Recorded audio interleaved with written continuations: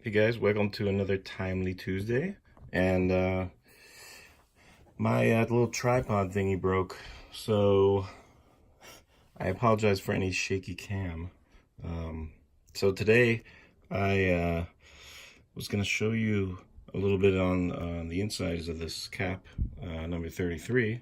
But before we do that, I wanted to showcase these awesome reference books because some people are a little resistant to them still. But I think after you see this, you might change your mind. You might think it's worth the, you could get them pretty cheap. You could usually, if you wait, you could find them for like less than 50 each, but sometimes even cheaper. So I'll set that aside.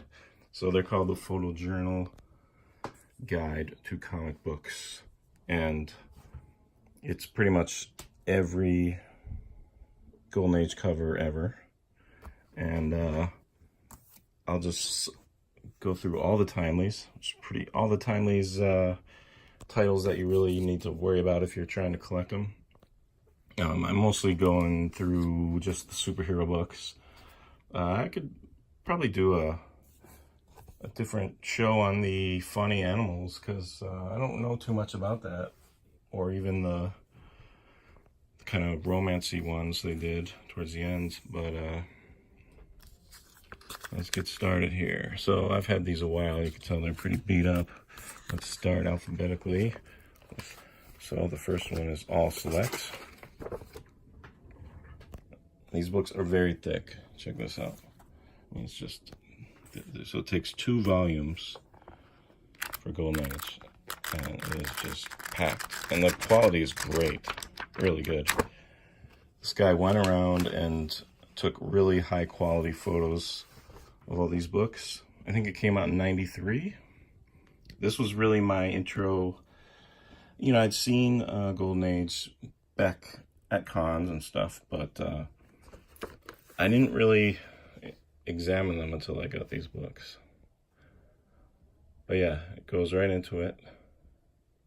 Some great All Selects. These came out after World War II started, kind of in that middle period. I think it was 1943. That was after a lot of the creators got drafted.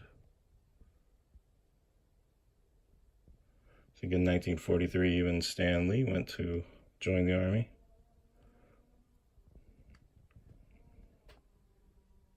There's an interesting story about, I'll tell you that in a second. So one interesting thing about All Select is it actually turns into Blonde Phantom.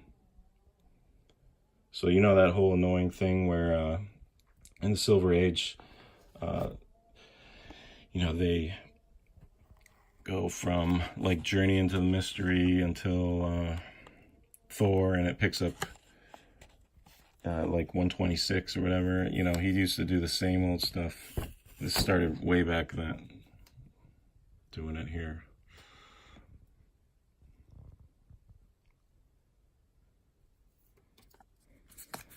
Wow, looks like it even turned into this.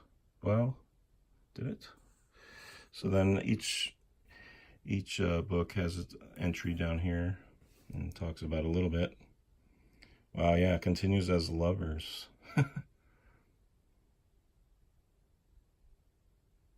Yeah, and Timely turned into Atlas Comics, which turned into Marvel Comics.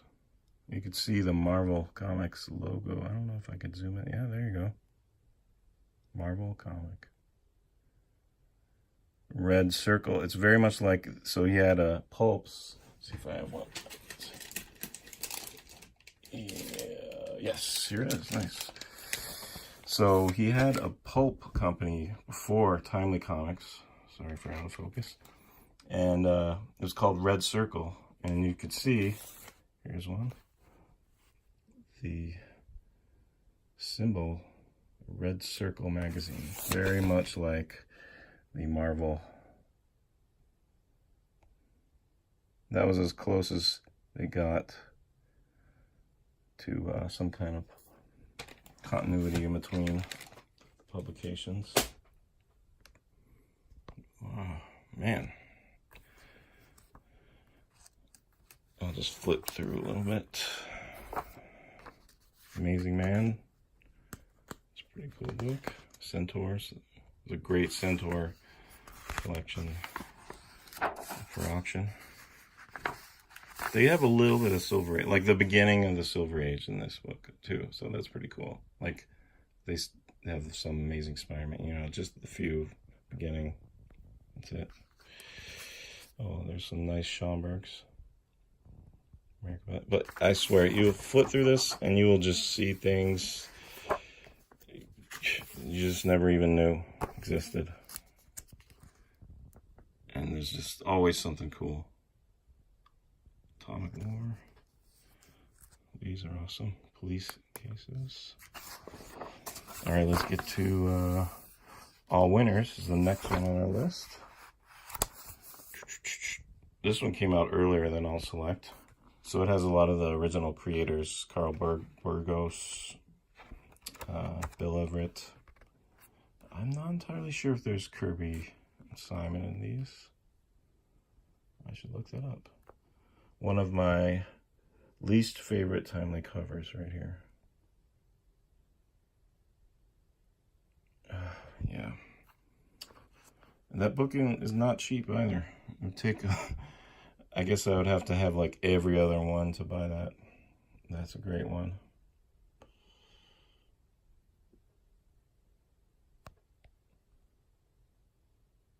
This was another, came out 4 times a year, fall issue.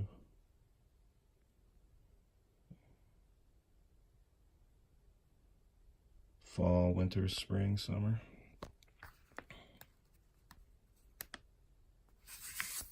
Yeah, it had all 3 heroes, but then it turned into just Cap and Submariner. You're right towards the end, yeah. Really nice Cap gun cover.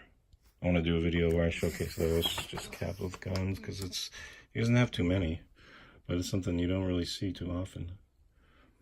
Then he returned to crime, fighting crime when the war was over, and that didn't last long. This was the only team book they had, like where they actually were together all together. But that came out 49, I believe. Not sure exactly. I mostly just concern myself with the war and pre-war. So next is Cap. The Cap came out. He was their 3rd major hero. First, Submariner and Human Torch. And Cap. There's a lot. But, you know, Serbian Kaiman, Kirby and Simon, they only were on 10 issues. 10 out of, well over 70. So when you think about it, they did the most important part, creating it. But they weren't around long. The last war cover is this one, 47. So it went on quite a ways.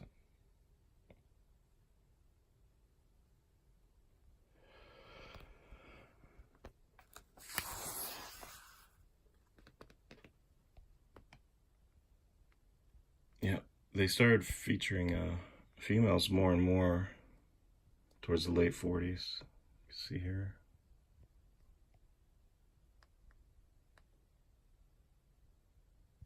Cap even had a female sidekick, briefly. There she is. And then we get these crazy Cap covers. Fantasy, sci-fi.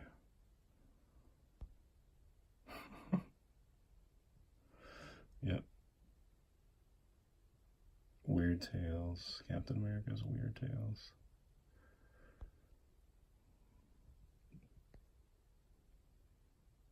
So in the descriptions, they list these value numbers and the scarcity index. I think, yeah, the higher the SI, the higher this SI, the more rare it is, supposedly. But, you know, this is pre-internet, so there we go. There's that annual I was talking about all the time. Right here, let's see, where is it? Yeah. Now it's very expensive because it's super rare. I mean, even back in this publication, they were saying it was an 8. Oof. So the highest is 10. And I think maybe if you're a 10, it's a blank because he couldn't find one. There is a blank, just happens to be a blank. There aren't too many, but there is a blank one on this page. Let's see, 3164. Let's see if that. Oh wow, and it's only listed as an 8. Most of them, I think all of them actually have been found. Next book, Daring Mystery Comics. This was the second title that they put out right after Marvel Mystery Comics. No real notable heroes really came out of this. I think they changed characters on the inside every single issue.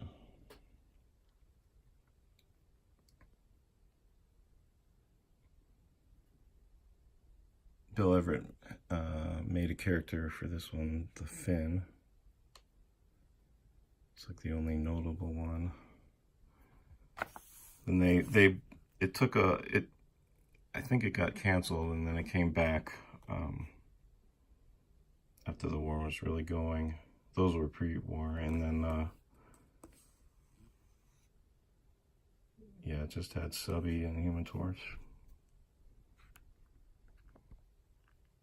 There's that crazy Submariner head. Not a big fan of that. Let's see, let's skim through these. Oh, let's take a look at some of these. I don't do too much DC, but I always admire a few of these. They're called pre-tech Batmans. Or no, what am I saying? Man, I'm just... Pre-Robin Tex. Pre-Robin Detective Comics. There's quite a bit of them, but not too many with Batman on the cover. I think there's only 7. Let's see. So there's 1. So no Batman. They mention him. Oh yeah, that's a nice one. The second Batman cover.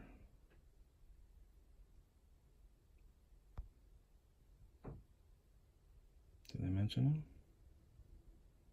Okay, down there. Oh, the third one is, yeah, one of the best. Highly, highly sought after. High price. Great date up there. Oh yeah, now they mention them with the little picture. I like that. So let's see, 3, 4. That one's great. It's got the origin inside. 5, 6, 7. So this is the last one without Robin, just pure Batman.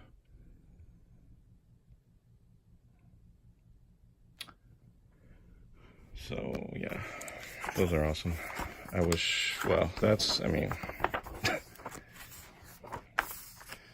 well, you gotta be rich. What can I say?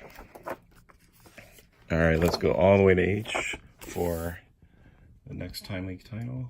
Human Torch, which started out as Red Raven, and like Martin Goodman, the publisher, always liked to do, was continue on the numbering from previous book, even if it had a different title.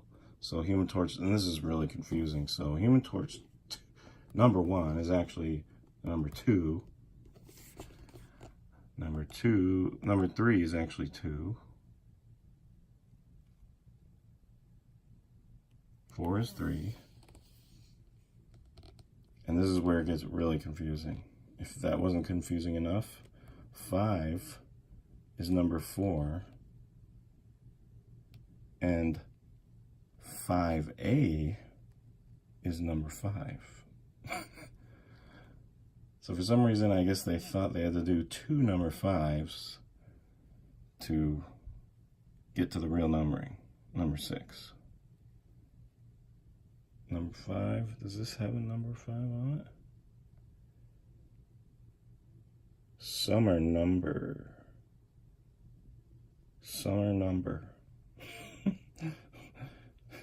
Genius. Summer number. Did this one summer number? It says spring issue. Summer number, that's okay, so it's a, oh, I see. So number 3 on the cover. Summer number.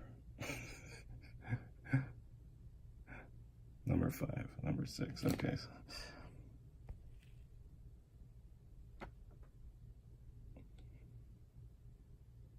These first 2 came out before Captain America. In fact, this one here, on the inside of that front cover, has an ad for Captain America Comics number 1. Came out like a week before. At the tail end in December 1940.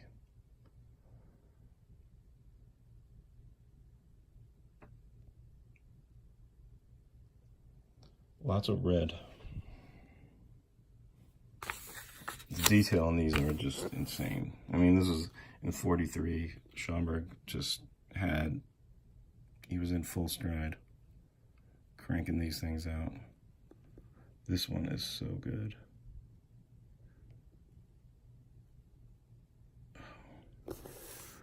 So these are pretty small, but as you can see, the quality is really good. Really holds up. Alright, that's it for this one. Let's move on to M. The one that started it all, Marvel Comics 1. Where the Human Torch didn't really look like the Human Torch. I used to hate this cover, and now somehow I like it. And apparently that happens to a lot of people.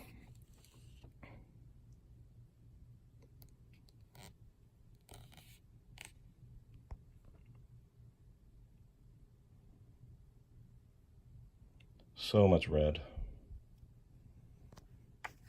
Not sure why they did the red just so much on these. I mean, jeez.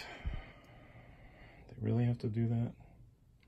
Every now and then they'll break this off. Like some of the action will go up. Kind of like on that one.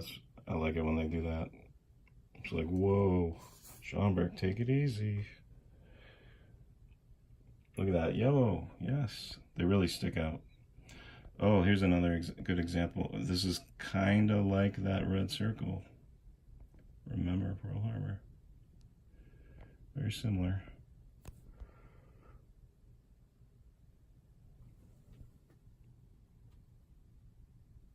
Oh, this one is really cool. Check this out.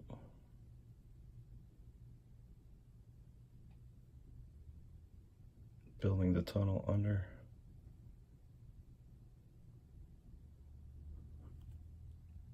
You know, it was a real possibility back then that New York City would actually be invaded. You know that at nighttime, everyone had to either not have lights on or have sheets, everything covering their windows, because they were afraid that subs could see the lights would help the enemy submarines or something. I'm not entirely sure why. Well, I guess, yeah, it'd be easier to bomb, I guess, at night or something. I should read more about that. Oh, so it's funny, that story I was going to tell earlier about Martin Goodman. So when everyone else went off for war, he did work for he did some stuff to help the government, and one of it was, like, I guess, riding around New York to like make sure everyone had their blinds closed or whatever. And but the story goes that he, at night, he would do that, but he'd actually go to all the newsstands and make sure that the Timely books were, like, on prominent display. Seems wild. Marvel Mystery turned into Marvel Tales, which is interesting. Let's see, Mystic Comics, reaching the end, getting close. This one was a very early one as well. Kind of like Daring Mystery Comics, where they were just trying out different characters almost every time.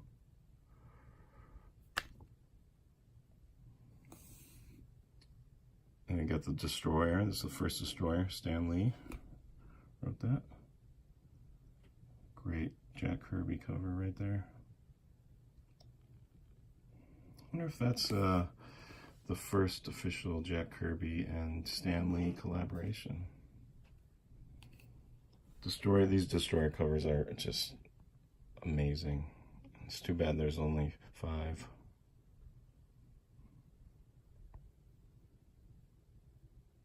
All great. And they don't come up too often. It's weird. In my time collecting Timelies, there were times, like, I have not seen this one in a while, number 10. And when I first started collecting, I didn't see it at all. And then all of a sudden there was like 3, 4, 5 copies available within like a year time frame. And then, yeah, now they're all gone. It's really funny how they come and go. Well, I guess it's not too funny, but here's Submariner.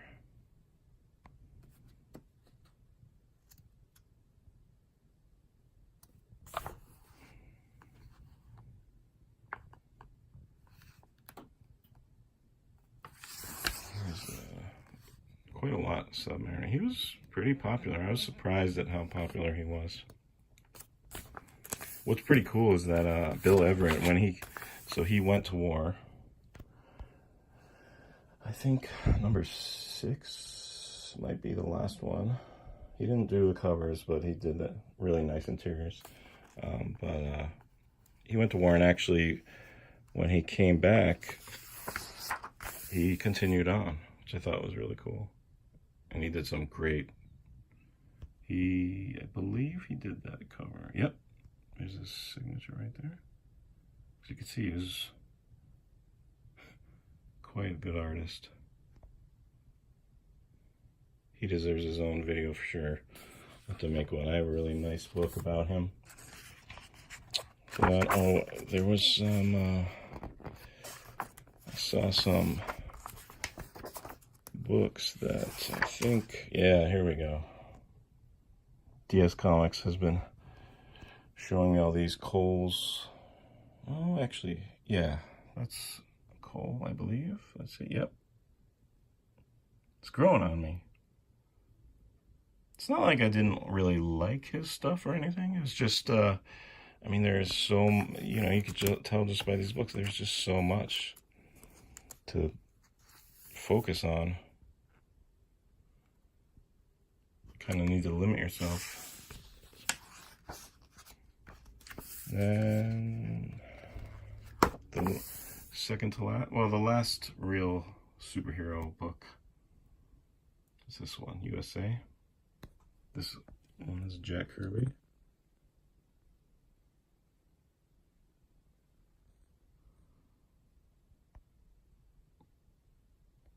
An early Schomburg cap. These are pretty rare.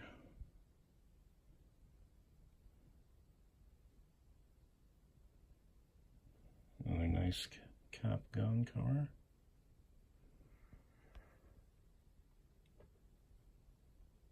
This one's pretty crazy. It's aliens. I guess the aliens are helping out the Japanese. Back to crime. And then the last one, I don't really collect these, but they have some pretty cool covers, I have to say. But they're the Sidekick Kid stories. Pretty insane covers for a kid's book, though.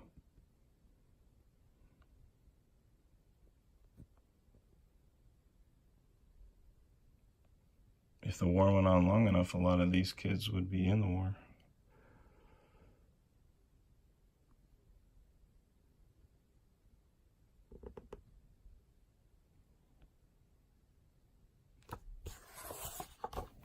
So yeah, those books, really good. Recommend them. And let's take a quick look at this guy. Pretty beat up, this copy. It's got this like tape stain, which maybe I can get out somehow. And then there's actual tape on there.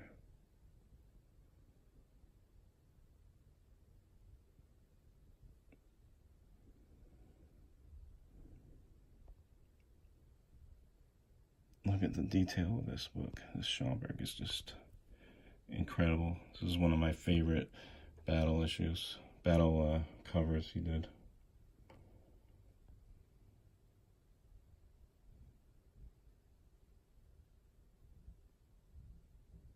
Look at that.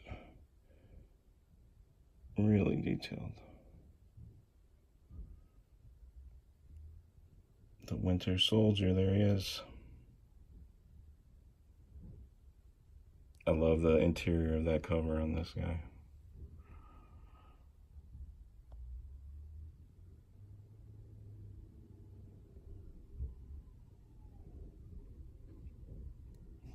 Hey, if you know Norman Hilton, I'd love to hear about when he acquired this book.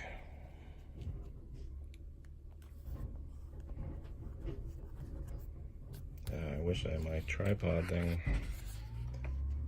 I'm not going to go into much of this because it's too hard with one hand, but just show you a couple pages.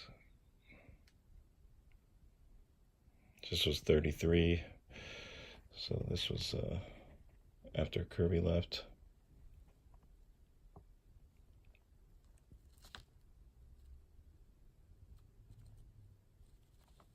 Martin Goodman Press. I don't think they were calling it Timely back then. There's all these different periods where it was called this and that, and I'll have to go into that in greater detail in another one, but it's quite fascinating the way the publication just kept changing. Yeah, I can't do it with one hand, sorry guys. But I guess I could flip it.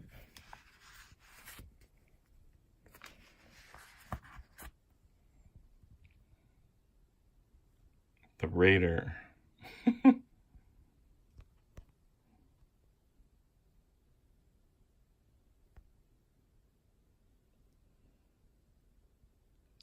Alright, well, I hope you guys enjoyed it. That should be a good overview of pretty much all the great Timely books.